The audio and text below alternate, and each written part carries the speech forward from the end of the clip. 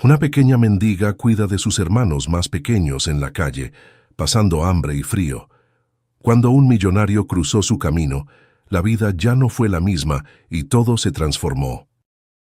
La lluvia caía implacable sobre Ciudad Esperanza aquella noche de octubre.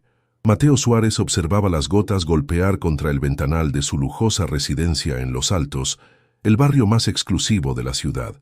A sus 32 años, había conseguido todo lo que la sociedad consideraba éxito. Era director general de Meditech, una de las farmacéuticas más importantes de Argentina. Poseía una mansión envidiable, 3 automóviles de lujo y una cuenta bancaria que crecía más rápido de lo que podía gastar. Sin embargo, mientras contemplaba la tormenta con una copa de Malbec en la mano, Mateo sentía un vacío inexplicable. Su matrimonio con Valeria había terminado hace 2 años, sin hijos, y con la fría eficiencia con la que manejaba sus negocios. Sus padres habían fallecido, y su hermano vivía en Europa. Las relaciones que mantenía eran superficiales, basadas en intereses profesionales o encuentros ocasionales sin compromiso. El sonido del timbre lo sacó de sus pensamientos. Eran casi las 11 de la noche y no esperaba visitas. Probablemente sería Ramón, el guardia de seguridad del condominio, con algún mensaje. Dejó la copa sobre la mesa de centro y se dirigió a la puerta. Al abrirla, no encontró a Ramón, sino a una niña empapada, de unos 10 años, con el cabello negro pegado a la cara por la lluvia, y unos ojos oscuros que lo miraban con una mezcla de desesperación y determinación. «Disculpe, señor», dijo la pequeña, temblando visiblemente. «¿Podría prestarme unas mantas? Mi hermanita está muy enferma y tenemos mucho frío». Mateo se quedó inmóvil, desconcertado por la presencia de esta niña sola en medio de la tormenta. «¿Dónde están tus padres?», preguntó, frunciendo el ceño. «Mi mamá está en el hospital, señor. Hace 3 semanas. Nos quedamos sin dinero y nos cortaron la luz», respondió la niña, manteniendo una dignidad sorprendente a pesar de su situación. «¿Y no hay ningún adulto cuidándolos?». Mateo no podía creer lo que escuchaba. La pequeña negó con la cabeza. «Solo estamos mi hermano Joaquín, mi hermanita Lucía y yo. Me llamo Camila», añadió, como si sentir que debía presentarse formalmente. Algo en la compostura de la niña, en su valentía para salir en medio de una tormenta buscando ayuda, tocó algo profundo en Mateo. «¿Dónde viven?». «En Villa Esperanza, señor». «Al otro lado del puente», respondió Camila, refiriéndose al asentamiento informal que contrastaba dramáticamente con el lujo de Los Altos. Mateo dudó solo un instante. «Espera aquí», dijo, y fue rápidamente a buscar su abrigo y las llaves de su camioneta. Regresó con varias mantas y una chaqueta seca para la niña. «Te llevaré a casa. Quiero ver cómo está tu hermana». El rostro de Camila se iluminó con alivio, aunque Mateo notó que mantenía cierta cautela. «Gracias, señor. Toqué muchas puertas, pero nadie quiso ayudarme». Durante el trayecto, Mateo observaba a la niña por el espejo retrovisor. Camila miraba por la ventana, con una expresión demasiado seria para su edad, como si cargara responsabilidades que ningún niño debería soportar. «¿Cuántos años tienes, Camila?» «10 años, señor. Joaquín tiene 6 y Lucía 3. ¿Y tu mamá? ¿Qué le pasó?» «Neumonía», dijeron los médicos. Trabajaba limpiando casas y oficinas, a veces hasta muy tarde. Un día llegó con mucha fiebre y tos. Al principio siguió trabajando, pero después ya no pudo levantarse. La voz de Camila era monótona, como si relatara una historia que había contado muchas veces. Mateo sintió una punzada de culpa. En su empresa, las mujeres de limpieza eran contratadas a través de una empresa tercerizada. Nunca se había preguntado sobre sus condiciones laborales o sus vidas. Cuando llegaron a Villa Esperanza, la lluvia había disminuido un poco, pero las calles sin pavimentar se habían convertido en ríos de lodo. Camila lo guió hasta una pequeña construcción precaria de chapa y madera. Al entrar, Mateo tuvo que agacharse para no golpearse con el techo bajo. El interior estaba iluminado apenas por una vela casi consumida. En un colchón en el suelo, una niña pequeña yacía envuelta en trapos viejos. Su respiración era rápida y dificultosa, y su frente brillaba de sudor a pesar del frío. A su lado, un niño de unos 6 años la observaba con preocupación. «Joaquín, este señor nos va a ayudar», anunció Camila, acercándose a sus hermanos. Mateo se arrodilló junto a la pequeña Lucía y tocó su frente. Estaba ardiendo en fiebre. «¿Cuánto tiempo lleva así?», preguntó alarmado. «3 días», respondió Camila. «Le di el último paracetamol ayer, pero la fiebre volvió». Mateo no necesitó pensar mucho. «Vamos a llevarla al hospital ahora mismo». «¿Al hospital público?», preguntó Camila con preocupación. «Ahí nos dijeron que esperáramos, que no era urgente». «No», respondió Mateo con firmeza. «A la Clínica San Martín». Los ojos de Camila se abrieron con sorpresa. La Clínica San Martín era el hospital privado más prestigioso de la ciudad, donde solo atendían a personas con seguros premium o con suficiente dinero para pagar los costosos tratamientos. «Pero señor, nosotros no podemos pagar eso», protestó débilmente. «No te preocupes por eso», dijo Mateo, envolviendo a Lucía en una de las mantas que había traído. La niña apenas reaccionó cuando la levantó en brazos, lo que aumentó su preocupación. «Vamos todos. No pueden quedarse aquí solos». En la camioneta, Camila sostuvo a su hermana, mientras Joaquín observaba todo con ojos asustados. Mateo conducía lo más rápido que permitía la seguridad, consciente de que cada minuto podría ser crucial. Al llegar a la clínica, Mateo no necesitó identificarse. Como uno de los principales benefactores del hospital, fue reconocido inmediatamente. «Necesitamos atención de emergencia para esta niña», ordenó con la autoridad que usaba en las juntas directivas. En cuestión de minutos, Lucía fue llevada a una sala de emergencias donde un equipo médico comenzó a atenderla. Camila no quería separarse de su hermana, pero una enfermera la convenció de que esperara fuera. «Tu hermana está en buenas manos», le aseguró Mateo sentándose junto a los niños en la sala de espera. «El doctor Montero es el mejor pediatra de la ciudad». Camila asintió, pero Mateo notó que sus manos temblaban. La niña había mantenido la compostura durante toda la crisis, pero ahora que su hermana estaba siendo atendida, parecía a punto de derrumbarse. «¿Cuándo fue la última vez que comieron algo?», preguntó Mateo, notando la delgadez de ambos niños. Camila se encogió de hombros. «Esta mañana tomamos té con un poco de pan». Mateo se dirigió a la cafetería del hospital y regresó con sándwiches, frutas y chocolate caliente. Observó cómo los niños comían con avidez, especialmente Joaquín, que devoraba su sándwich como si no hubiera comido en días. Después de una hora que pareció eterna, el doctor Montero salió a hablar con ellos. «La niña tiene neumonía severa, complicada por una condición cardíaca no diagnosticada», explicó. «Estamos estabilizándola, pero necesitará tratamiento intensivo». «Haga todo lo necesario, doctor. Yo me haré cargo de los gastos», respondió Mateo sin dudar. El médico asintió y se volvió hacia Camila. «¿Dónde está tu mamá, pequeña?» «En el hospital municipal, doctor, también con neumonía». El doctor Montero intercambió una mirada con Mateo. «¿Hace cuánto que está internada?» 3 semanas, respondió Camila. «Fui a verla varias veces, pero no me dejaron entrar por ser menor.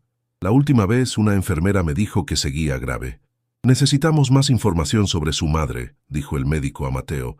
«Podría haber un componente hereditario en la condición cardíaca de la niña». Mateo asintió. «Me encargaré de eso». Se volvió hacia Camila. «¿Sabes el nombre completo de tu mamá?» «Elena Gómez», respondió la niña. «Tiene 34 años». Mientras el médico regresaba con Lucía, Mateo hizo varias llamadas. Su posición le permitía mover influencias, y en menos de una hora había localizado a Elena Gómez en el hospital municipal y organizado su traslado a la Clínica San Martín. «Tu mamá vendrá aquí también», le informó a Camila, que lo miró con una mezcla de incredulidad y esperanza. «Los mejores médicos la atenderán igual que a Lucía». «¿Por qué hace todo esto por nosotros?», preguntó Camila, con una madurez que sorprendió a Mateo.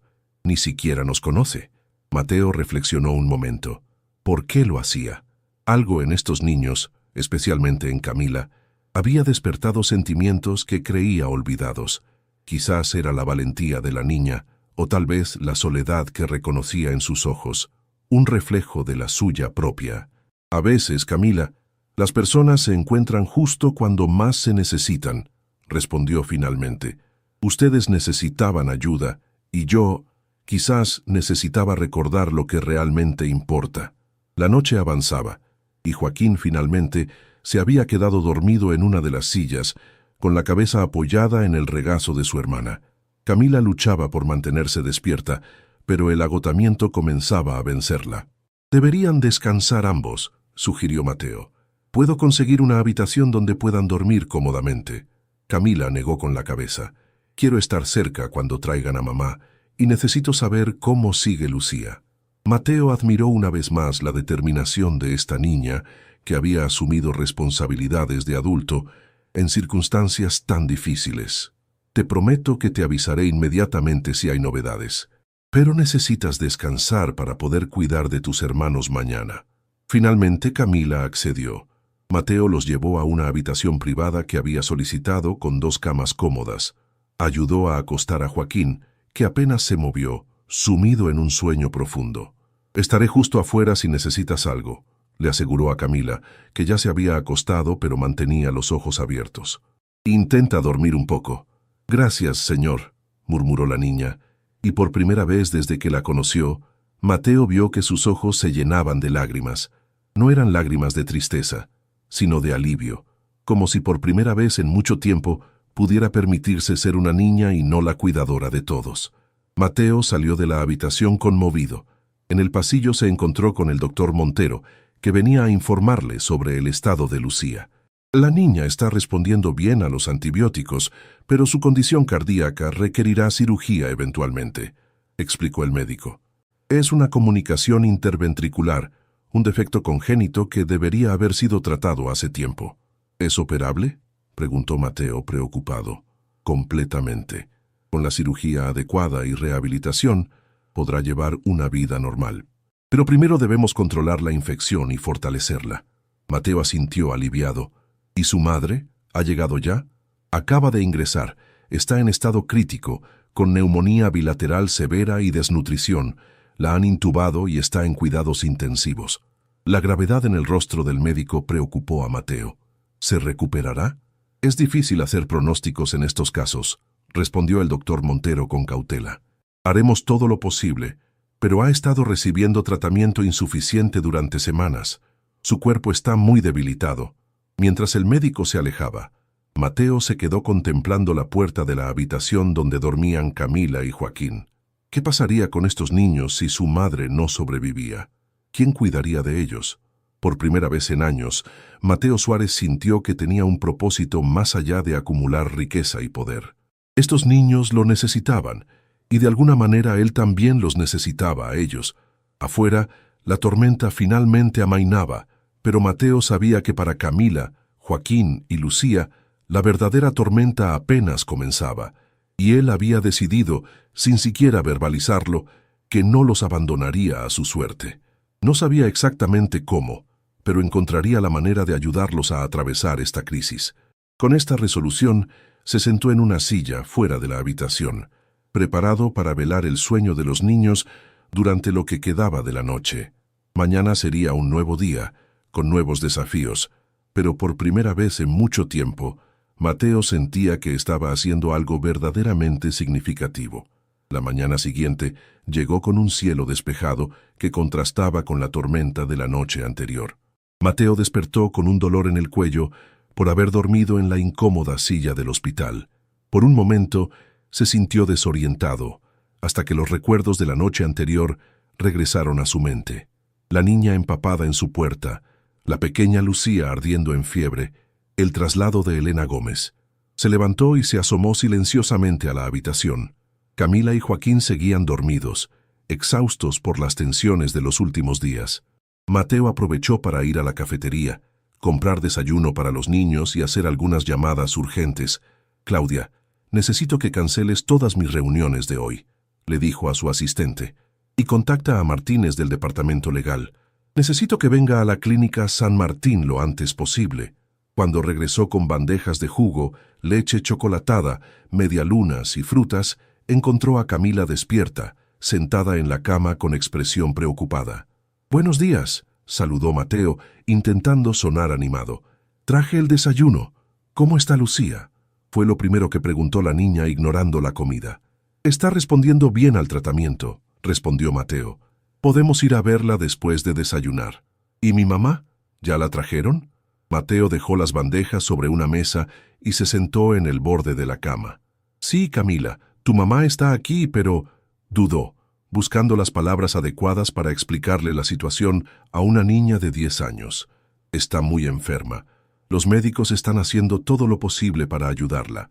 Camila asintió, como si ya esperara esa respuesta. ¿Puedo verla? Está en cuidados intensivos. Tiene un tubo que la ayuda a respirar, por lo que no puede hablar. Y por ahora, solo permiten visitas de adultos. Mateo vio la decepción en los ojos de la niña. Pero prometo mantenerte informada sobre todo lo que digan los médicos. Joaquín comenzó a despertar, frotándose los ojos con sus pequeños puños. Al ver a Mateo, pareció confundido por un momento, hasta que Camila le explicó quién era y por qué estaban allí. ¿Trajiste chocolate?, preguntó el niño, notando las bandejas de comida. Mateo sonrió, aliviado por la simplicidad de las preocupaciones infantiles. Sí, hay leche chocolatada y algunas medialunas con dulce de leche. Mientras los niños desayunaban, Mateo recibió un mensaje del doctor Montero solicitando hablar con él en privado. «Voy a conversar con el médico sobre Lucía y su mamá», les informó. «Regreso en un momento». En el pasillo el doctor Montero lo esperaba con expresión seria. «Señor Suárez, tenemos que hablar sobre la situación de estos niños. La trabajadora social del hospital ha sido informada y necesitamos determinar quién se hará cargo de ellos mientras su madre está internada». «¿Cuál es el pronóstico de la señora Gómez?», preguntó Mateo, yendo directamente al punto que más le preocupaba. «No es alentador», admitió el médico. «La infección pulmonar es severa y sus órganos están comprometidos por la desnutrición prolongada. Estamos haciendo todo lo posible, pero debemos ser realistas». Mateo sintió un nudo en el estómago. «¿Y Lucía? Ella está respondiendo mejor de lo esperado. Es sorprendente su resistencia, considerando su condición cardíaca y el tiempo que estuvo sin tratamiento adecuado. ¿Qué pasará con los niños ahora? Normalmente serían enviados a un hogar temporal mientras se localiza a algún familiar que pueda hacerse cargo. La trabajadora social ya está investigando si tienen parientes». Mateo había temido esa respuesta. La idea de que los 3 hermanos fueran separados y enviados a un sistema de acogida que conocía por sus deficiencias le resultaba inaceptable.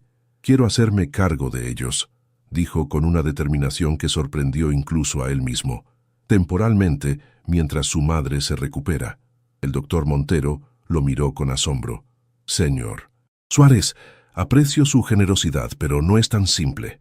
Hay procedimientos legales, evaluaciones. Por eso pedí que viniera mi abogado», interrumpió Mateo.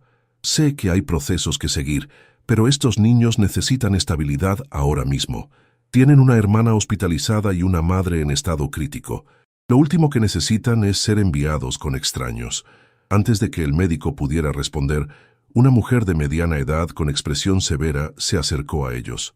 «Señor Suárez, soy Gabriela Pereira, trabajadora social del hospital. Entiendo que usted trajo a estos niños anoche». Mateo explicó brevemente la situación, incluyendo su deseo de cuidar temporalmente de los niños. La trabajadora social lo escuchó con expresión escéptica. «Su preocupación es encomiable, señor Suárez, pero usted no tiene relación familiar con estos niños. Además, tengo entendido que es un hombre soltero con un trabajo demandante. ¿Cómo planea cuidar de 3 menores?» «Puedo trabajar desde casa la mayor parte del tiempo», respondió Mateo sintiendo que debía defenderse. «Tengo espacio más que suficiente, recursos para contratar ayuda si es necesario, y sobre todo, los niños ya confían en mí». En ese momento, Martínez, el abogado de Mateo, llegó al hospital.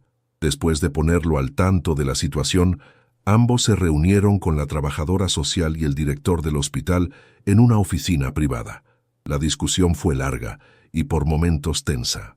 Martínez argumentó hábilmente sobre la capacidad de su cliente para proporcionar un entorno seguro y estable para los niños, mientras que la trabajadora social insistía en seguir los protocolos establecidos. «Entiendo su posición», dijo finalmente el director del hospital, «pero también debemos considerar el bienestar emocional de los niños en este momento traumático. Quizás podamos llegar a un acuerdo temporal mientras se completan las evaluaciones formales». Después de 2 horas de negociaciones, se llegó a un compromiso. Mateo recibiría una custodia temporal de emergencia por 2 semanas, durante las cuales se realizarían las evaluaciones necesarias para determinar si era apto para una custodia más prolongada. Mientras tanto, los servicios sociales realizarían visitas regulares para supervisar la situación. Cuando Mateo regresó a la habitación donde había dejado a Camila y Joaquín, los encontró jugando con una enfermera que había traído algunos juguetes de la sala pediátrica. ¿Podemos ver a Lucía ahora?, preguntó Camila inmediatamente al verlo. Sí, vamos a verla, respondió Mateo. Y después tenemos que hablar de algo importante. Lucía había sido trasladada a una habitación privada en el área pediátrica. Aunque seguía conectada a varios monitores y recibía oxígeno, su aspecto había mejorado notablemente. Sus mejillas tenían algo de color, y cuando vio a sus hermanos, una pequeña sonrisa iluminó su rostro. «Cami, Joaco», exclamó débilmente extendiendo sus bracitos. Camila corrió hacia la cama y abrazó cuidadosamente a su hermanita. Joaquín, más tímido, se quedó junto a Mateo hasta que éste lo animó a acercarse. «Te vas a poner bien, Luchi», le aseguró Camila acariciando su cabello. «Este señor nos está ayudando. Se llama Mateo». La pequeña miró a Mateo con curiosidad. «¿Eres un doctor?» «No», sonrió él conmovido por la inocencia de la niña. «Soy un amigo que va a cuidar de ustedes mientras tu mamá se mejora». Después de pasar un tiempo con Lucía, Mateo llevó a Camila y Joaquín a la cafetería para hablar con ellos sobre los arreglos que había hecho. «Por ahora Lucía tiene que quedarse en el hospital hasta que esté más fuerte», explicó. «Y su mamá también estará aquí por un tiempo.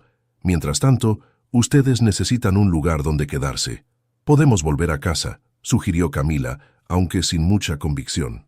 «Yo puedo cuidar de Joaquín». Mateo negó con la cabeza. «No es seguro que estén solos, Camila. Además, necesitan estar cerca del hospital para visitar a Lucía y a tu mamá». «¿Nos van a llevar a un orfanato?», preguntó Joaquín con voz temblorosa. «No», respondió Mateo firmemente. «He hablado con algunas personas importantes y hemos decidido que lo mejor es que se queden conmigo por ahora. Tengo una casa grande con habitaciones para cada uno y está cerca del hospital». Camila lo miró con desconfianza. «¿Por qué quiere que vivamos con usted? Ni siquiera nos conoce». Era una pregunta válida, y Mateo apreciaba la cautela de la niña. «Porque me preocupo por ustedes, Camila. Porque quiero asegurarme de que estén bien mientras su mamá se recupera. Y porque creo que es lo correcto. ¿Y si mamá no...?» Camila no terminó la pregunta, pero Mateo entendió lo que quería decir. «Tu mamá está recibiendo el mejor tratamiento posible», respondió, evitando hacer promesas que no podía cumplir. «Pero pase lo que pase, no los dejaré solos. Es una promesa».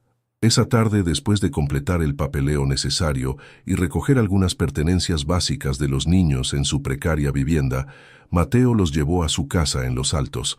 La expresión de asombro en los rostros de Camila y Joaquín al ver la mansión fue inolvidable. «¿Aquí vive usted solo?», preguntó Joaquín con los ojos muy abiertos. «Sí», respondió Mateo, sintiendo por primera vez lo absurdo de tener tanto espacio para una sola persona. «Pero ahora vivirán aquí conmigo por un tiempo». Les mostró las habitaciones que había preparado apresuradamente para ellos. Había pedido a su ama de llaves, Dolores, que comprara ropa, juguetes y artículos de aseo para los niños. La mujer, inicialmente sorprendida por la repentina llegada de los pequeños, había cumplido eficientemente con la tarea.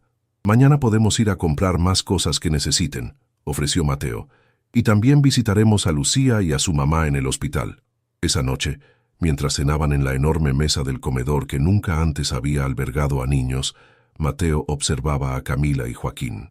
El pequeño se había adaptado rápidamente, fascinado por la televisión gigante y los juguetes nuevos, pero Camila seguía reservada, como si esperara que en cualquier momento todo esto desapareciera. «¿En qué piensas, Camila?», preguntó Mateo, notando su silencio.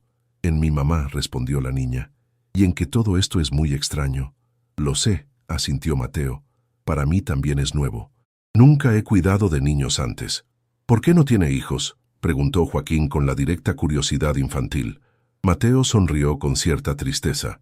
«Supongo que estaba demasiado ocupado trabajando, construyendo una empresa, ganando dinero. Pensaba que eso era lo más importante». «¿Y ahora ya no piensa eso?», inquirió Camila, sorprendiéndolo con su perspicacia. «Ahora creo que hay cosas mucho más importantes que el dinero», respondió sinceramente. «Como ayudar a otros cuando lo necesitan». Después de la cena, ayudó a los niños a prepararse para dormir. Joaquín se durmió casi inmediatamente. agotado por las emociones del día, pero cuando fue a despedirse de Camila, la encontró sentada en la cama, abrazando sus rodillas. ¿No puedes dormir?, preguntó sentándose a su lado. Siempre leo un cuento a Joaquín y Lucía antes de dormir, explicó la niña. Es raro no hacerlo. Puedo traerte un libro si quieres, ofreció Mateo. Tengo algunos en mi biblioteca. Camila negó con la cabeza. No es eso. Es que nunca he dormido en una habitación yo sola. Siempre estábamos los tres juntos. Mateo comprendió entonces que, a pesar de la comodidad material que ahora tenían, los niños habían perdido la seguridad emocional de estar juntos. ¿Quieres que Joaquín duerma aquí contigo? ¿Se puede?, preguntó Camila, con esperanza en su voz. Claro que sí. Es su casa ahora. Pueden organizarse como se sientan más cómodos. Mateo trajo al pequeño Joaquín, que apenas se despertó, cuando lo trasladaron a la cama de su hermana. Camila inmediatamente se acurrucó protectoramente junto a él, visiblemente más relajada. Gracias, señor Mateo, murmuró la niña, ya con los ojos pesados por el sueño. Puedes llamarme solo Mateo, respondió él, arropándolos. Descansa, Camila. Mañana será otro día. Mientras cerraba suavemente la puerta de la habitación, Mateo reflexionó sobre los giros inesperados que había dado su vida en apenas 24 horas. De pronto, su enorme casa vacía albergaba risas infantiles y preocupaciones que iban mucho más allá de las fluctuaciones del mercado o las estrategias corporativas. Por primera vez en años, se sentía verdaderamente necesario. No como ejecutivo, no como jefe, sino simplemente como ser humano. Y aunque el futuro estaba lleno de incertidumbres, una cosa era clara: estos niños habían llegado a su vida por alguna razón, y él haría todo lo posible para no defraudarlos. Los días siguientes transcurrieron en una vorágine de actividades y ajustes para todos. Mateo, acostumbrado a su rutina estructurada de ejecutivo, se encontró de repente organizando horarios de comidas, visitas al hospital, compras de ropa y artículos escolares. Había decidido trabajar principalmente desde casa, delegando responsabilidades en su equipo de confianza y asistiendo solo a las reuniones más importantes. Para Camila y Joaquín, la adaptación a su nueva vida temporal era una mezcla de asombro y preocupación. El lujo que los rodeaba contrastaba dramáticamente con la precariedad en la que habían vivido, y mientras Joaquín se entregaba con entusiasmo infantil a los nuevos juguetes y comodidades, Camila mantenía una reserva cautelosa, como si temiera encariñarse con algo que pronto perdería. Una semana después de aquella noche lluviosa, Lucía fue dada de alta del hospital. Su recuperación había sido notable, aunque aún necesitaba medicación regular y chequeos frecuentes por su condición cardíaca. El día que la trajeron a casa fue especial para todos. «Luchi», exclamó Joaquín cuando Mateo entró con la pequeña en brazos. «Mira mi cuarto. Tengo un tren que hace chuchu de verdad». Lucía, todavía pálida pero con una sonrisa radiante, extendió sus bracitos hacia sus hermanos. Camila la abrazó con cuidado, como si fuera de cristal. «Te preparamos una sorpresa», dijo la niña mayor, tomando la mano de su hermanita para llevarla a la habitación que habían decorado para ella. Mateo lo siguió, conmovido por el entusiasmo de los niños. La habitación, originalmente una fría habitación de huéspedes, había sido transformada en un espacio mágico para una niña de 3 años. Paredes color lavanda, una cama con dosel que Camila había insistido en llamar cama de princesa, y estantes con libros y juguetes adecuados para su edad. «¿Es para mí?», preguntó Lucía, con los ojos muy abiertos. «Todo tuyo, pequeña», confirmó Mateo, disfrutando de la expresión maravillada de la niña. Esa noche, durante la cena, Mateo notó que Camila estaba particularmente silenciosa. Cuando Joaquín y Lucía fueron a ver dibujos animados en la sala, aprovechó para hablar con ella. «¿Está todo bien, Camila? Pareces preocupada». La niña dudó antes de responder. «¿Cómo está mi mamá? Los médicos nunca me dicen la verdad porque soy chica, pero sé que está muy mal». Mateo suspiró. Había visitado a Elena Gómez esa mañana y su condición seguía siendo crítica. Los médicos habían comenzado a hablar de prepararse para lo peor, aunque mantenían tratamientos agresivos. «Tu mamá está luchando con todas sus fuerzas», respondió, optando por la honestidad sin ser brutalmente directo. «Los médicos están haciendo todo lo posible, pero su enfermedad es muy grave. ¿Se va a morir? La pregunta directa de Camila lo tomó por sorpresa. No lo sé, Camila, admitió. Espero que no. Pero quiero que sepas que pase lo que pase, ustedes no estarán solos. La niña asintió procesando la información con una madurez que seguía sorprendiendo a Mateo. Si ella no puede volver, ¿qué pasará con nosotros? ¿Nos separarán? La pregunta reveló el verdadero temor de Camila, la posibilidad de ser separada de sus hermanos. Mateo se acercó y se arrodilló frente a ella para mirarla a los ojos. «Te prometo que haré todo lo que esté en mi poder para mantenerlos juntos», dijo con firmeza. «No sé exactamente cómo será el futuro, pero esa es una promesa que puedo hacerte». Camila lo miró fijamente, como evaluando la sinceridad de sus palabras. Finalmente, en un gesto que tomó a Mateo completamente por sorpresa, la niña lo abrazó brevemente antes de correr a reunirse con sus hermanos. El siguiente gran desafío fue la escolarización de los niños. Camila había faltado a clases durante meses para cuidar de sus hermanos, y Joaquín nunca había sido matriculado formalmente. Mateo utilizó sus contactos para conseguir plazas en una escuela privada cercana a su casa, arreglando tutorías adicionales para ayudarlos a ponerse al día. El primer día de clases fue especialmente tenso. Joaquín estaba emocionado con su uniforme nuevo y su mochila llena de útiles, pero Camila parecía aterrorizada. «¿Y si se burlan de mí porque no sé las cosas que ellos saben?», preguntó mientras Mateo conducía hacia la escuela. «Eres una niña inteligente, Camila. Aprenderás rápido», la tranquilizó. «Además, la directora sabe tu situación y tus profesores te ayudarán. ¿Y si le pasa algo a Lucía mientras estamos en la escuela?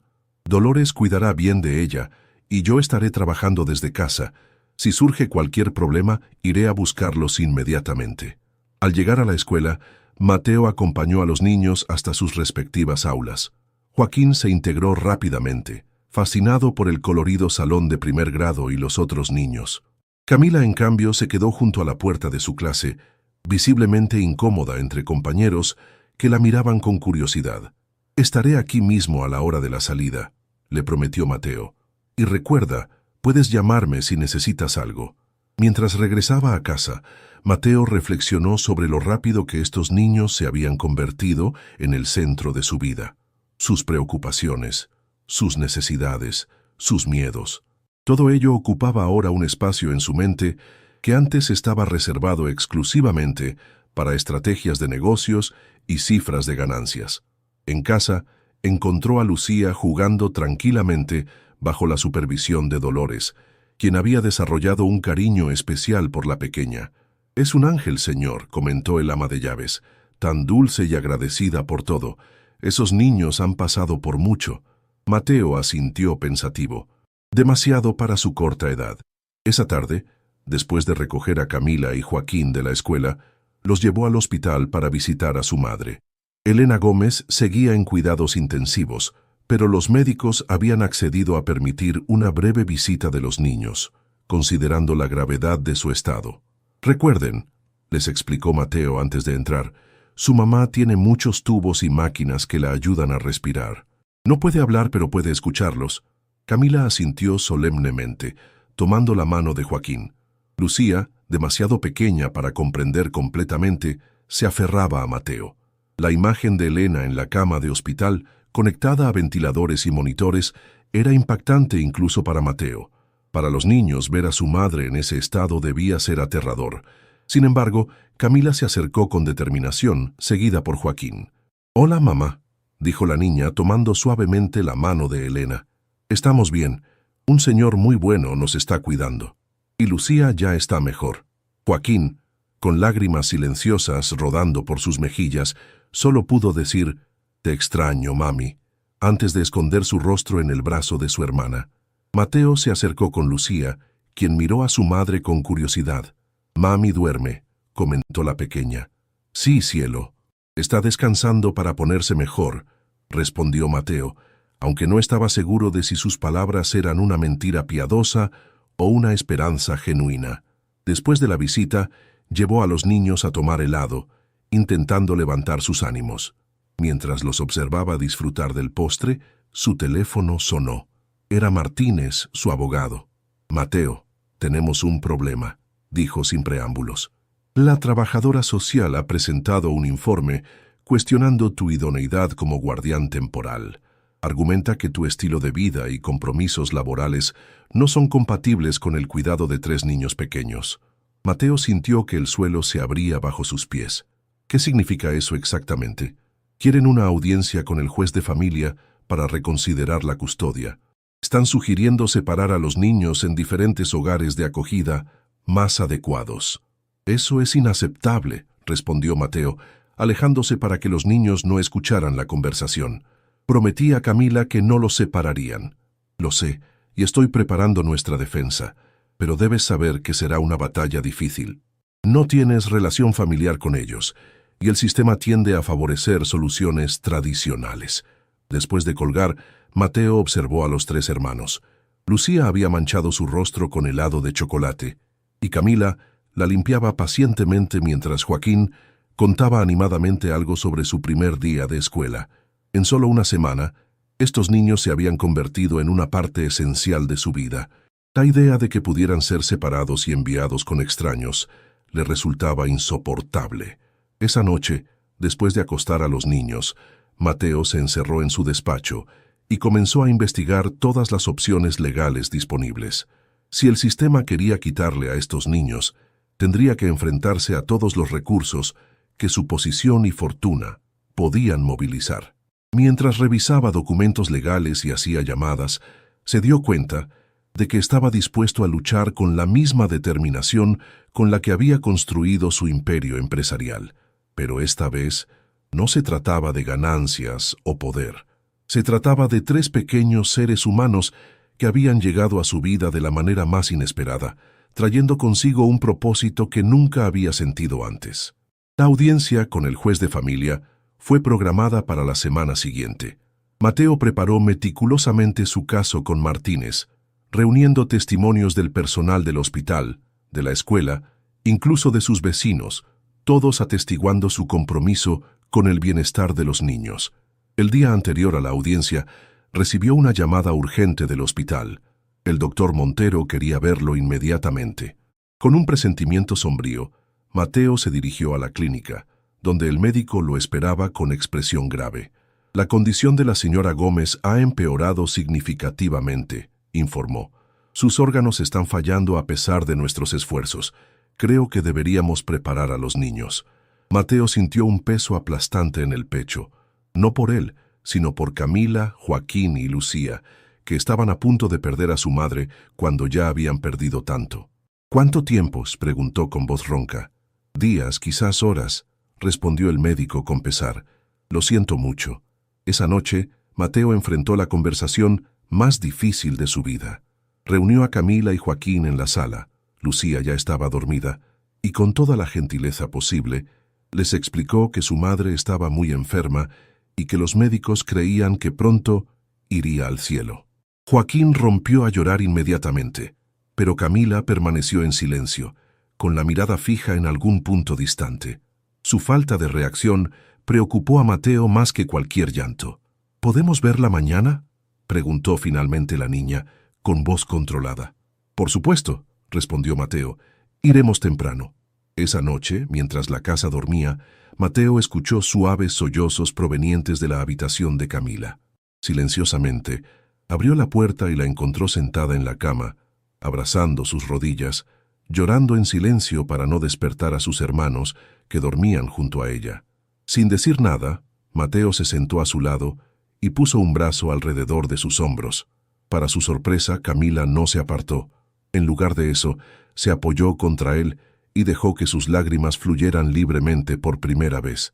«No es justo», murmuró entre sollozos. «Ella trabajaba tan duro por nosotros». «No, no es justo», concordó Mateo sintiendo sus propios ojos humedecerse. «Tu mamá es una mujer increíble, Camila, y tú eres igual de increíble. La forma en que has cuidado de tus hermanos». «¿Qué vamos a hacer ahora?», preguntó la niña, expresando el miedo que Mateo sabía que la atormentaba. «Vamos a seguir adelante, un día a la vez», respondió con toda la honestidad que pudo reunir. «Y voy a estar aquí con ustedes, pase lo que pase». Camila lo miró a los ojos, buscando alguna señal de duda o falsedad. Al no encontrarla, Asintió levemente antes de secarse las lágrimas. «Gracias por no mentirnos», dijo finalmente. «Todos siempre nos mienten porque somos chicos». La madurez y dignidad de esta niña de 10 años seguía asombrando a Mateo. En ese momento, hizo una promesa silenciosa. Haría todo lo humanamente posible para proteger a estos niños, para darles la estabilidad y el amor que merecían, para honrar la lucha de su madre. La mañana siguiente, trajo consigo un cielo gris que parecía reflejar el estado de ánimo en la casa. Mateo llevó a los 3 niños al hospital, donde Elena Gómez había sido trasladada a una habitación privada para que pudiera pasar sus últimos momentos. La mañana siguiente trajo consigo un cielo gris que parecía reflejar el estado de ánimo en la casa. Mateo llevó a los 3 niños al hospital, donde Elena Gómez había sido trasladada a una habitación privada para que pudiera pasar sus últimos momentos con sus hijos en un ambiente más tranquilo. Camila entró primero, con una compostura que partía el corazón. Tomó la mano de su madre y comenzó a hablarle suavemente, contándole sobre la escuela, sobre cómo Lucía estaba mejorando, sobre las cosas nuevas que habían aprendido. Joaquín, después de un momento de duda, se unió a su hermana, mostrando a su madre un dibujo que había hecho para ella. Mateo se mantuvo en un discreto segundo plano, sosteniendo a Lucía, quien no comprendía completamente lo que estaba sucediendo, pero percibía la gravedad del momento. La pequeña se limitó a darle un beso a su madre y a decirle, «Te quiero, mami», antes de volver a los brazos de Mateo. Mientras observaba a los niños despedirse de su madre, Mateo sintió una mezcla de dolor por su pérdida inminente y una determinación renovada. Estos niños necesitarían toda la estabilidad y amor que pudiera ofrecerles en los días venideros. Esa tarde, mientras los niños descansaban en casa bajo el cuidado de Dolores, Mateo asistió a una reunión de emergencia con su abogado para preparar la audiencia del día siguiente. La noticia del empeoramiento de Elena había llegado a oídos de la trabajadora social, quien ahora argumentaba con más fuerza que los niños deberían ser colocados en hogares de acogida adecuados lo antes posible. «Están usando la situación a su favor», explicó Martínez con frustración. «Sugieren que los niños necesitarán un entorno familiar tradicional para procesar su duelo. ¿Y separar a 3 hermanos que acaban de perder a su madre les parece la mejor manera de ayudarlos?», respondió Mateo indignado. «Es absurdo. Estoy de acuerdo, pero debemos prepararnos para una batalla difícil mañana. El juez Morales es bastante tradicional en sus puntos de vista». La reunión fue interrumpida por una llamada del hospital. La voz grave del doctor Montero confirmó lo que Mateo temía. Elena Gómez había fallecido pacíficamente esa tarde, poco después de la visita de sus hijos. El regreso a casa fue uno de los momentos más difíciles en la vida de Mateo. Reunir a los niños, encontrar las palabras para explicarles que su madre había ido al cielo, sostenerlos mientras procesaban la noticia, cada lágrima derramada, cada sollozo ahogado, cada pregunta angustiada de por qué se grabó en su memoria. Esa noche, los 3 hermanos durmieron juntos en la cama de Camila. Mateo se quedó sentado en una silla junto a ellos hasta que se durmieron, exhaustos por el llanto. Observando sus rostros finalmente en paz, tomó una decisión que cambiaría el curso de su vida para siempre. La mañana de la audiencia, Mateo se presentó impecablemente vestido, acompañado por su abogado y por una sorpresa, su hermana Patricia, que había volado desde Madrid al enterarse de la situación. «No puedo creer que no me llamaras antes», le había reprochado al recogerla en el aeropuerto. «¿Desde cuándo tomas decisiones tan importantes sin consultarme?» «Desde que una niña de 10 años me enseñó lo que realmente importa en la vida», había respondido él, abrazándola con fuerza.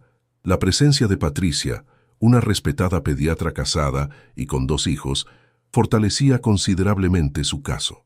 Ella testificaría sobre la capacidad de su hermano para cuidar de los niños y ofrecería su apoyo como parte de la familia extendida que los acogería. La sala del juzgado estaba tensa cuando el juez Morales entró.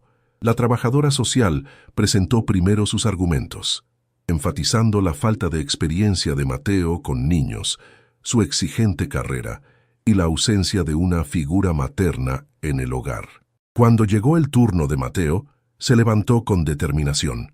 En lugar de permitir que su abogado hablara por él, Pidió dirigirse directamente al juez. Su señoría, hace 2 semanas, no conocía a estos niños. Hoy no puedo imaginar mi vida sin ellos, comenzó. Entiendo las preocupaciones planteadas sobre mi capacidad para ser un guardián adecuado. Es cierto que no tengo experiencia como padre. Es cierto que mi carrera ha sido el centro de mi vida hasta ahora.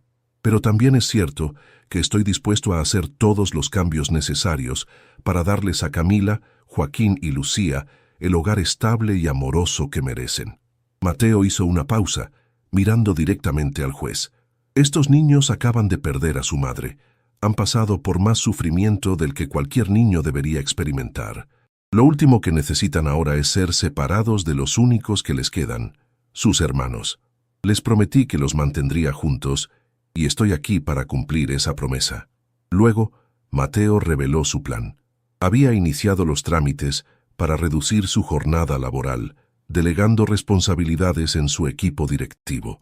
Había contratado a una psicóloga infantil, especializada en duelo, para ayudar a los niños a procesar su pérdida. Había inscrito a Lucía en un programa de rehabilitación cardíaca pediátrica de primer nivel, y lo más importante, había comenzado el proceso para convertirse en tutor legal permanente de los 3 hermanos, con la posibilidad de adopción en el futuro. Patricia testificó a continuación, respaldando la capacidad de su hermano y comprometiéndose a estar presente regularmente en la vida de los niños. El doctor Montero también declaró a favor de Mateo, describiendo su dedicación durante la enfermedad de Elena y Lucía. Pero el testimonio más impactante vino de una fuente inesperada. La directora de la escuela donde estudiaban Camila y Joaquín pidió hablar, describiendo cómo Mateo se había involucrado completamente en su educación, asistiendo a reuniones, ayudándoles con las tareas, y asegurándose de que recibieran el apoyo necesario para adaptarse. En mis 20 años como educadora, concluyó, rara vez he visto a un padre biológico tan comprometido como el señor Suárez lo ha estado con estos niños en apenas 2 semanas. Después de escuchar todos los testimonios, el juez Morales se retiró a deliberar. Los minutos de espera parecieron eternos para Mateo, quien no podía dejar de pensar en la promesa hecha a Camila. Cuando el juez regresó, su expresión era seria pero no severa. Este tribunal ha considerado cuidadosamente todos los argumentos presentados. La situación de estos niños es extraordinaria y requiere medidas extraordinarias. Mateo contuvo la respiración mientras el juez continuaba.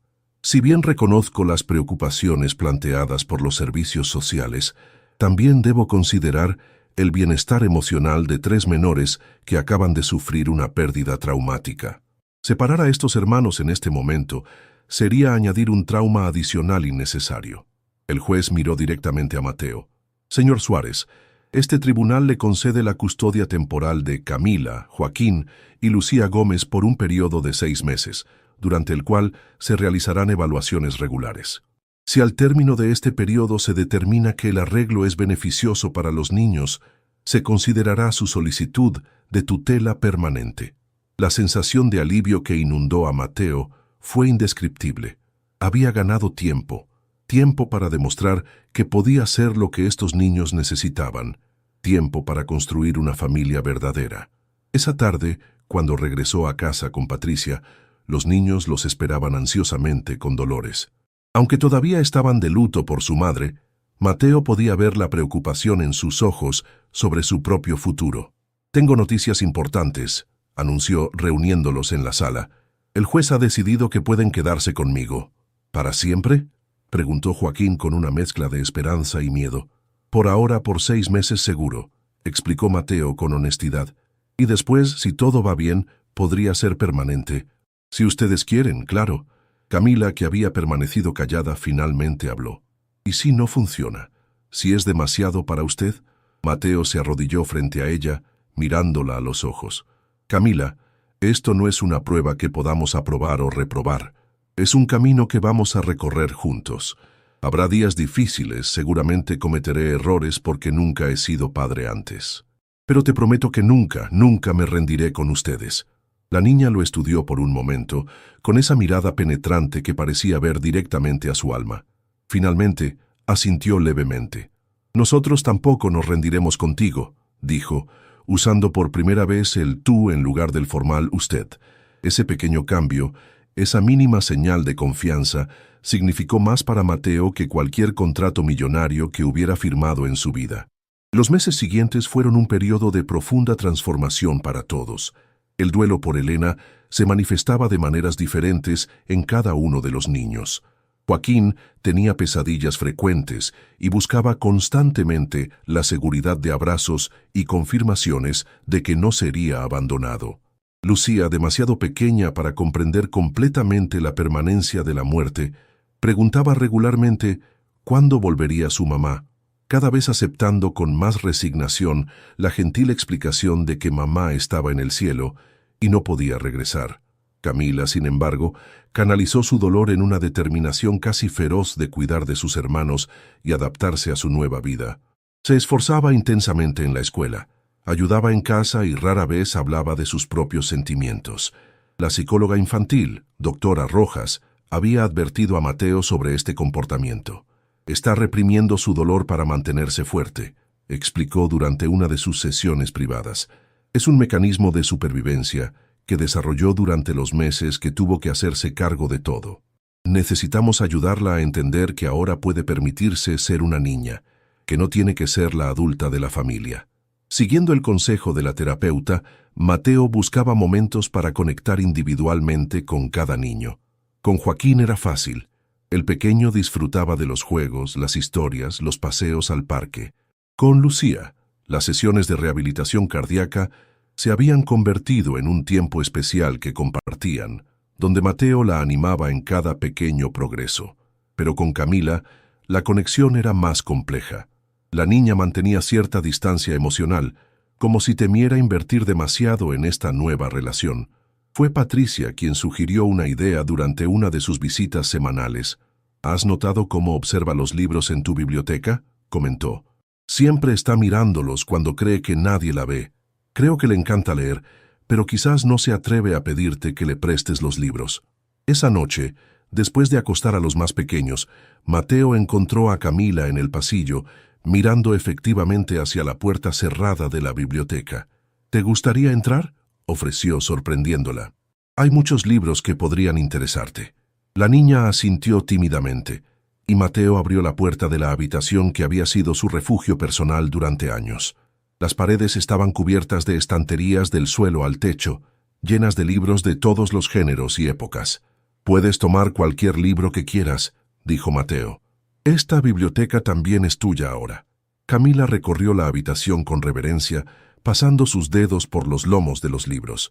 «¿Has leído todos estos?», preguntó con asombro. «La mayoría», sonrió Mateo. «Los libros han sido mis mejores amigos desde que era niño». «A mí también me gusta leer», confesó Camila. En la escuela anterior, la bibliotecaria me dejaba quedarme después de clases para leer, porque sabía que en casa no teníamos libros. ¿Qué tipo de historias te gustan? ¿De aventuras? ¿De misterio? Historias donde los personajes enfrentan problemas difíciles, pero encuentran la manera de superarlos. Mateo asintió, comprendiendo perfectamente por qué esas historias resonaban con ella. Se acercó a una de las estanterías y sacó un libro con cubierta azul desgastada. «Este era mi favorito cuando tenía más o menos tu edad», dijo, entregándoselo.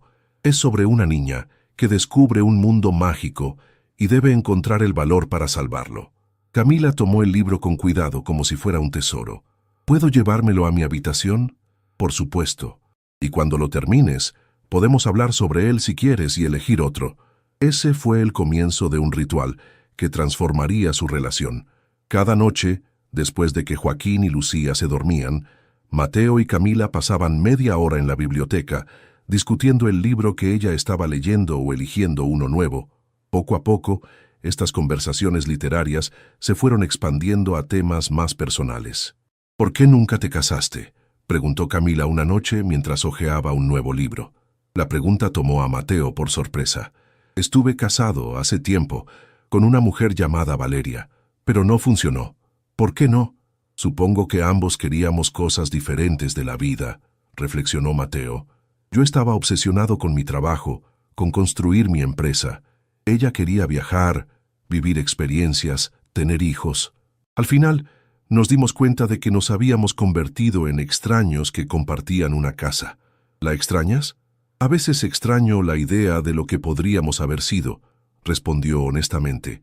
Pero no la extraño a ella específicamente. Creo que nunca nos conocimos realmente. Camila asintió procesando esta información. Mi mamá nunca se casó con mi papá. Él nos dejó cuando Lucía era bebé. Dijo que 3 hijos eran demasiada responsabilidad.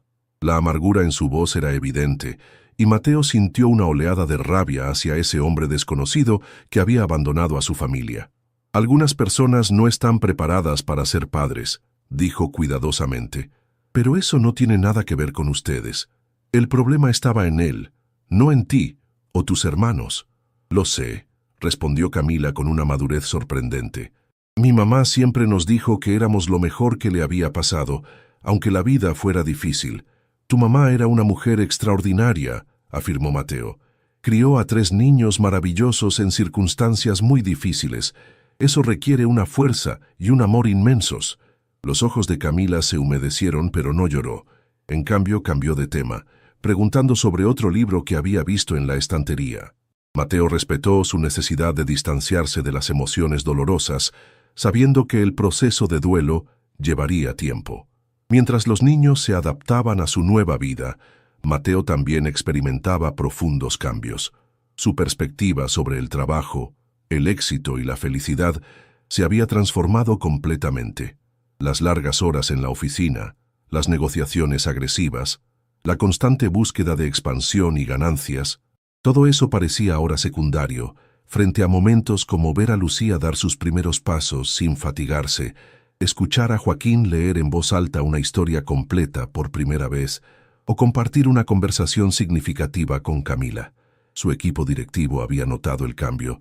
Durante una reunión particularmente tensa sobre una posible adquisición, Mateo sorprendió a todos al rechazar un acuerdo que meses antes habría perseguido agresivamente. No vamos a presionar a esa empresa familiar hasta quebrarla solo para adquirir su patente, declaró firmemente. Buscaremos un acuerdo justo que beneficie a ambas partes o nos retiraremos.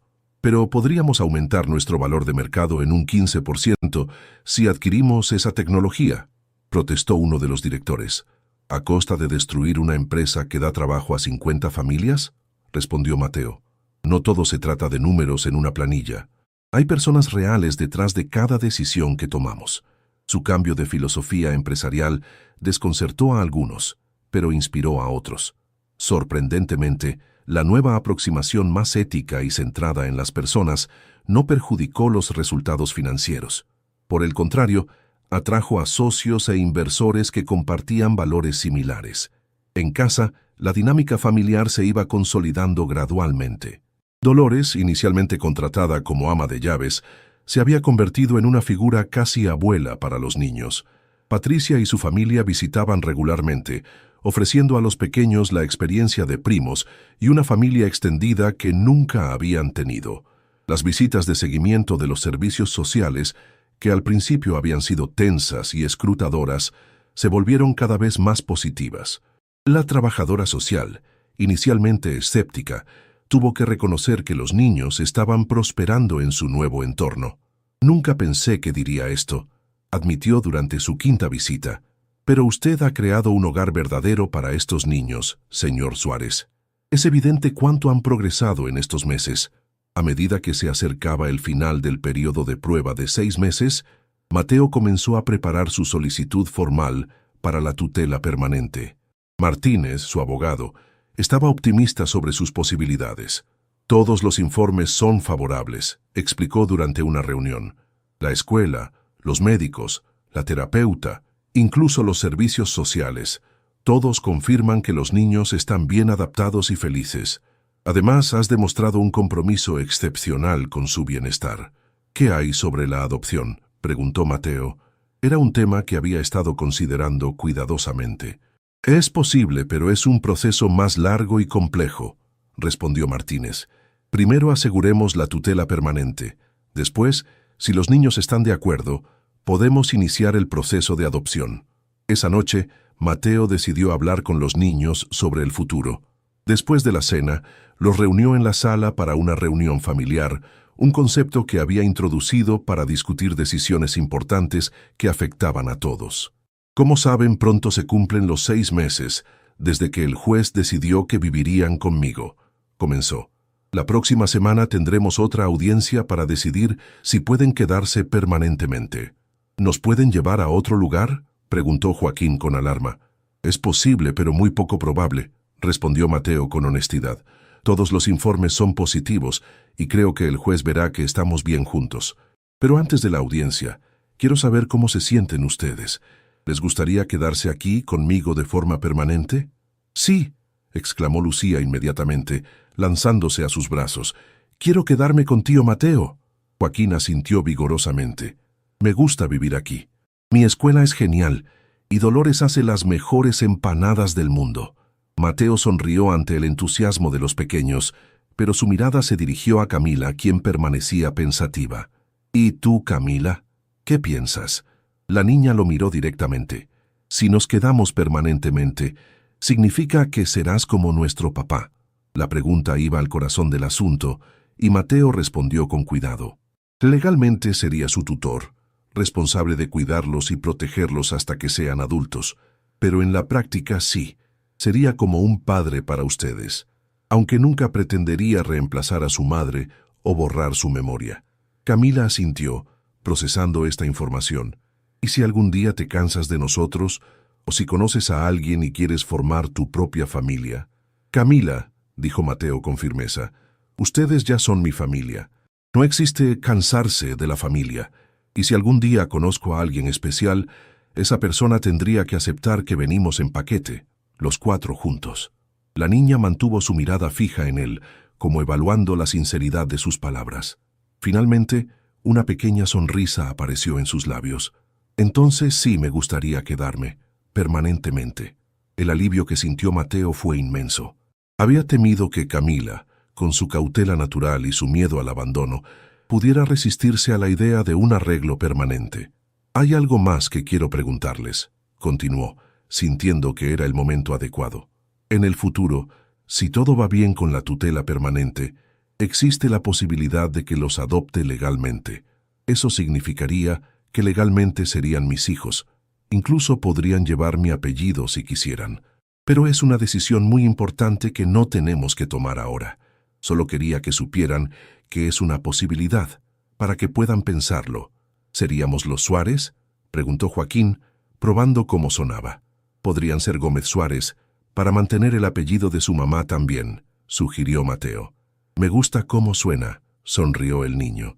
Lucía, aunque probablemente no comprendía todas las implicaciones, aplaudió con entusiasmo. «Yo quiero ser hija de tío Mateo». Camila, como siempre, fue más reflexiva. «Necesito pensarlo», dijo finalmente. «No porque no quiera, sino porque es una decisión muy grande». «Por supuesto», asintió Mateo, respetando su proceso. «No hay prisa. Lo importante es que estemos juntos, sin importar los apellidos o los papeles legales». Esa noche, después de acostar a los niños, Mateo se sentó en el porche trasero con una taza de té, contemplando las estrellas. Recordó aquella noche lluviosa que había cambiado su vida para siempre, cuando una niña empapada había tocado a su puerta pidiendo mantas. ¿Quién hubiera imaginado entonces que ese simple acto de bondad lo llevaría a encontrar el propósito y la familia que nunca supo que necesitaba? El día de la audiencia llegó con un cielo despejado y brillante. Mateo había comprado ropa nueva para los niños y todos se habían vestido con especial cuidado. Patricia y su esposo los acompañarían como parte del sistema de apoyo familiar que habían construido. En el juzgado el ambiente era mucho menos tenso que en la audiencia anterior. El juez Morales revisó los informes, escuchó los testimonios de los profesionales involucrados y finalmente se dirigió directamente a los niños. «Camila, Joaquín, Lucía», dijo con voz amable, «¿son felices viviendo con el señor Suárez?». Los 3 asintieron, aunque fue Camila quien habló por todos. «Sí, señor juez, es un buen cuidador. Nos ayuda con la escuela, nos lleva a los médicos y nos lee cuentos antes de dormir. Y lo más importante, nos mantiene juntos, como prometió». El juez sonrió ante la respuesta articulada de la niña. ¿Y tú, Mateo Suárez? ¿Estás preparado para asumir la responsabilidad permanente de estos 3 niños, con todo lo que eso implica?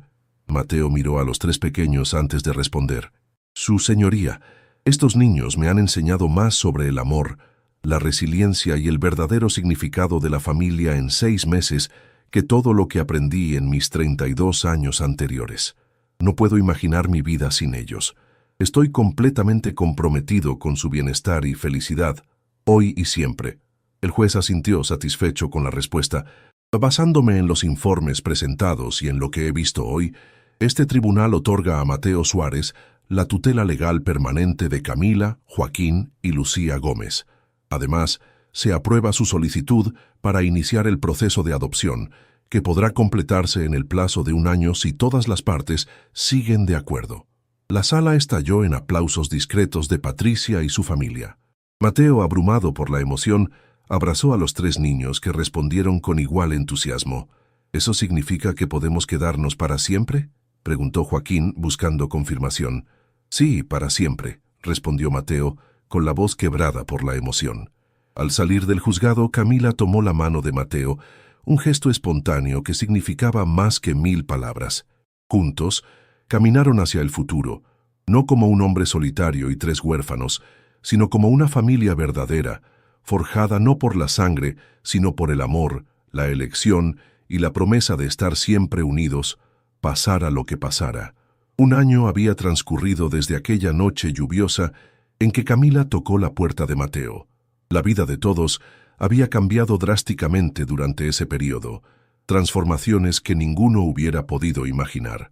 La adopción oficial se había completado 3 meses atrás, en una ceremonia emotiva, donde los niños habían elegido mantener el apellido Gómez como segundo apellido, honrando la memoria de su madre.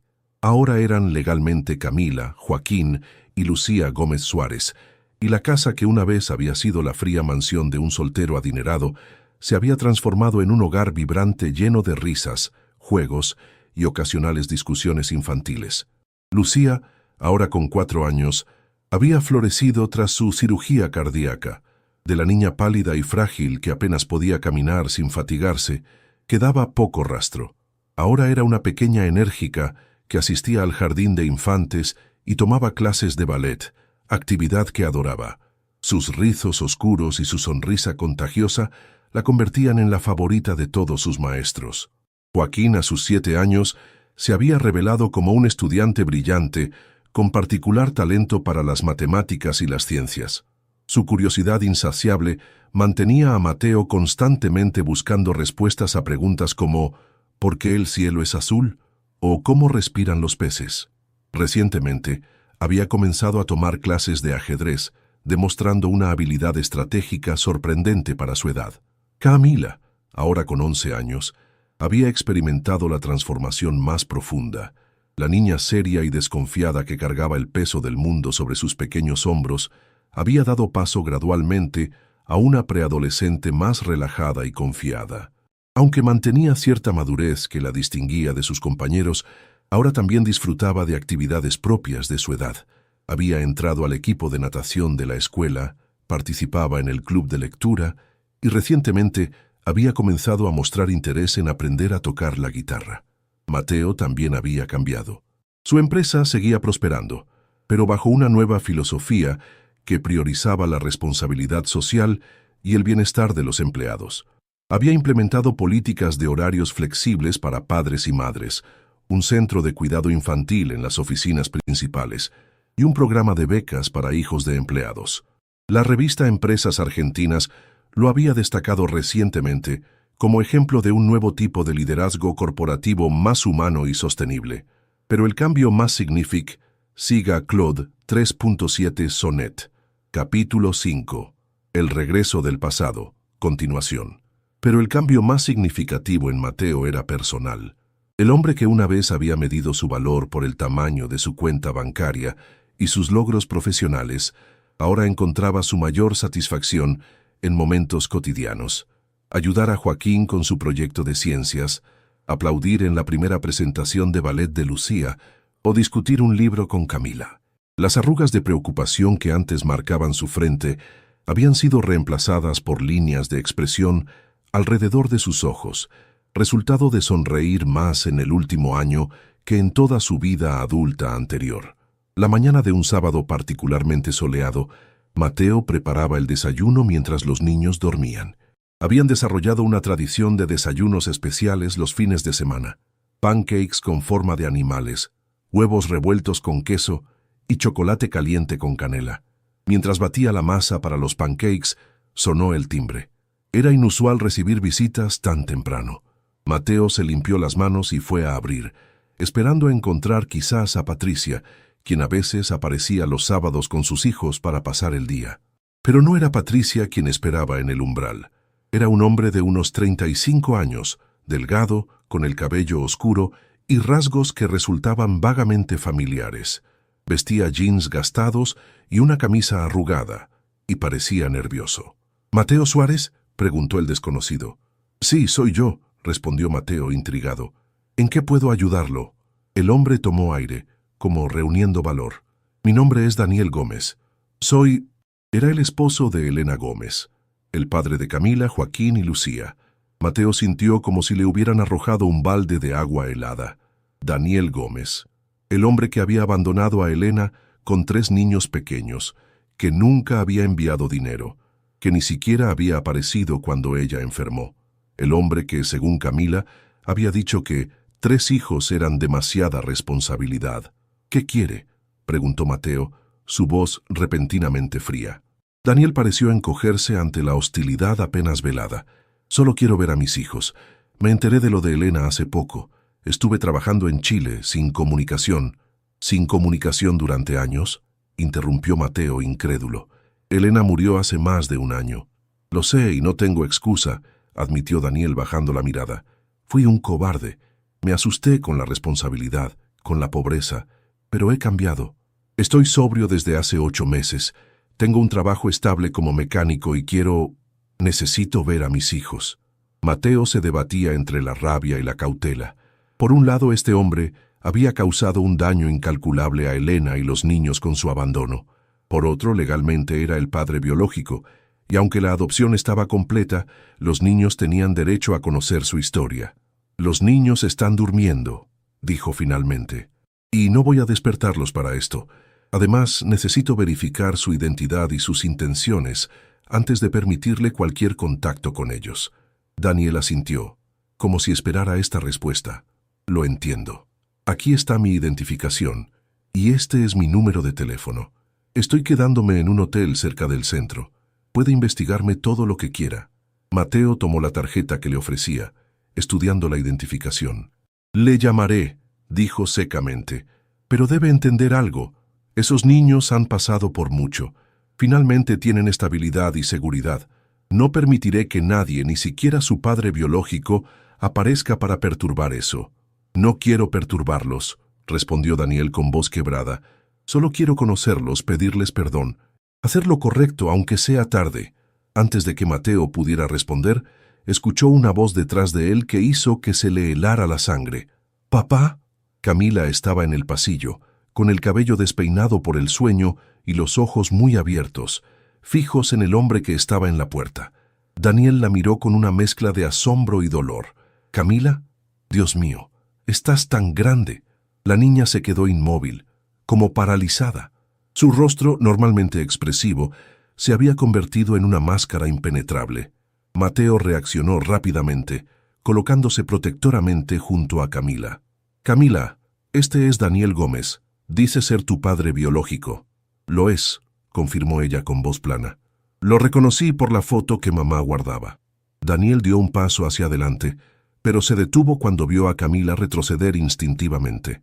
«Camila, ¿por qué estás aquí?», interrumpió la niña con una dureza impropia de sus 11 años. «Mamá murió hace más de un año. Ni siquiera viniste a su funeral». «No lo sabía, Cami. Estaba en Chile trabajando en las minas. Acabo de enterarme hace unas semanas cuando regresé y busqué a tu madre». «No me llames Cami», respondió ella con frialdad. «Solo las personas que me quieren pueden llamarme así». El dolor en el rostro de Daniel era evidente, pero Mateo no podía sentir simpatía por él. Su preocupación estaba completamente centrada en Camila, cuyo cuerpo tenso revelaba el tumulto emocional que estaba experimentando.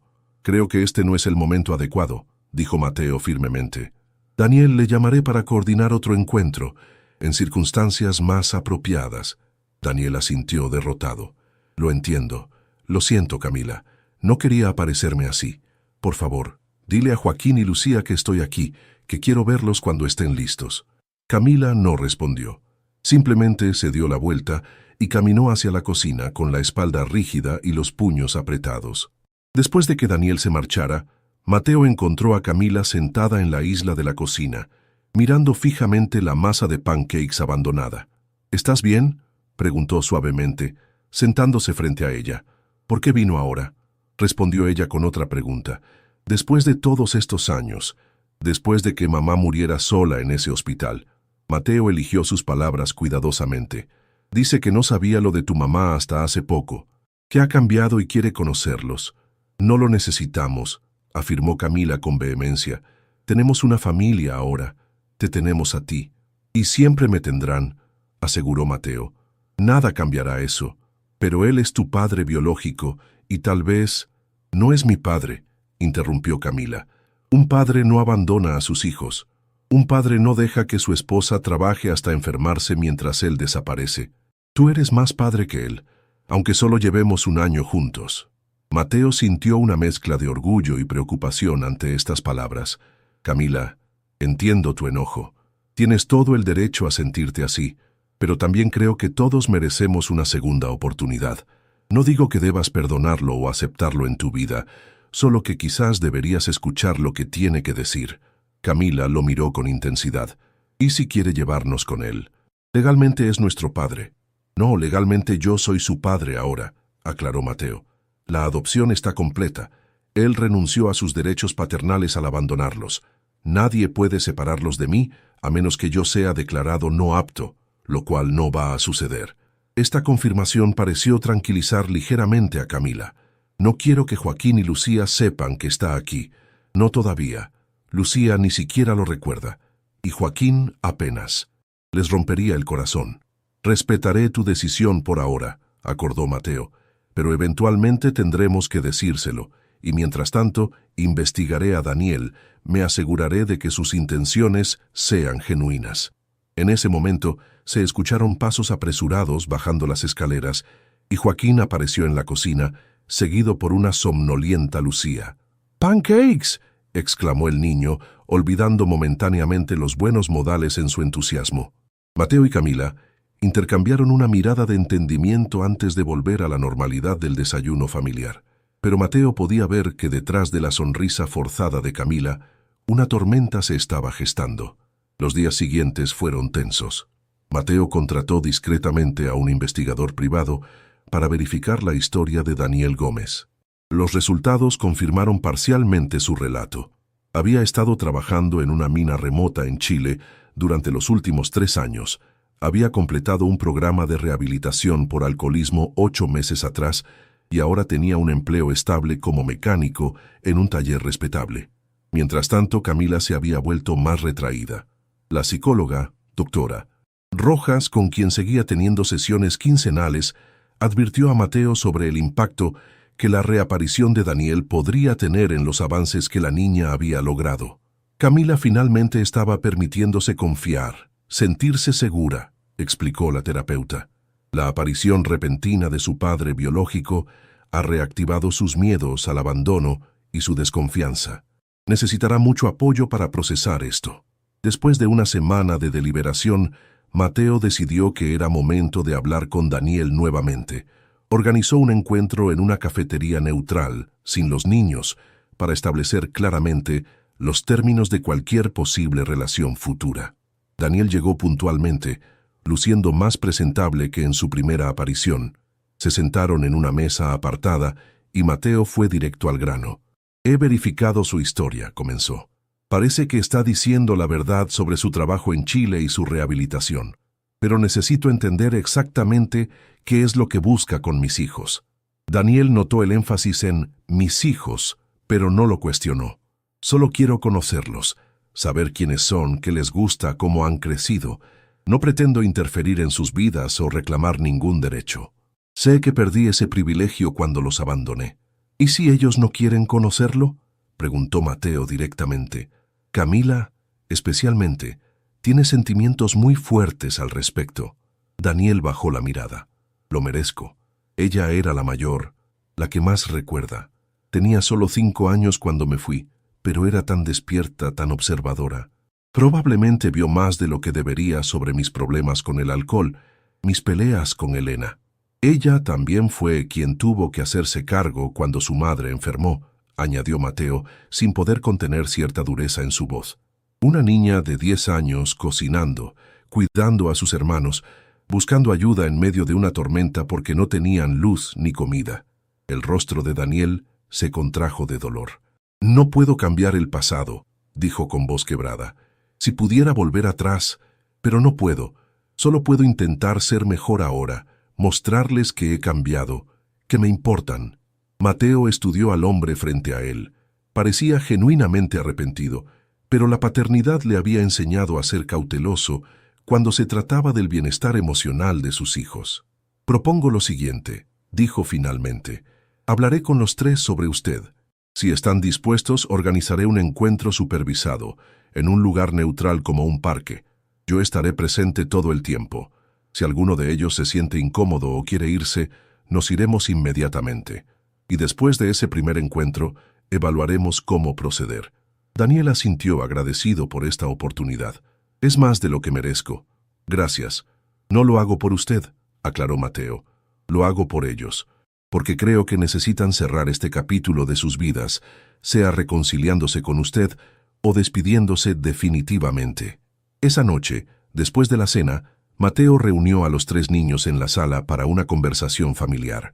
Con la mayor delicadeza posible, explicó que su padre biológico había regresado y quería conocerlos. Joaquín reaccionó con curiosidad mezclada con confusión. A sus 7 años, apenas recordaba a Daniel, solo fragmentos borrosos de un hombre alto que a veces lo hacía reír y otras veces gritaba. Lucía, demasiado pequeña para tener recuerdos propios, simplemente preguntó, «Pero tú seguirás siendo nuestro papá, ¿verdad?» «Siempre», aseguró Mateo abrazándola. «Nada cambiará eso». Camila, como era de esperar, fue la más afectada. «No quiero verlo», declaró firmemente. «No necesito a alguien que nos abandonó cuando más lo necesitábamos». Mateo respetó su posición, pero también le recordó suavemente. «Está bien si no quieres verlo ahora, o nunca, pero tus hermanos tienen derecho a tomar su propia decisión». Esta observación hizo reflexionar a Camila. Siempre había sido protectora con sus hermanos, poniendo sus necesidades por encima de las propias.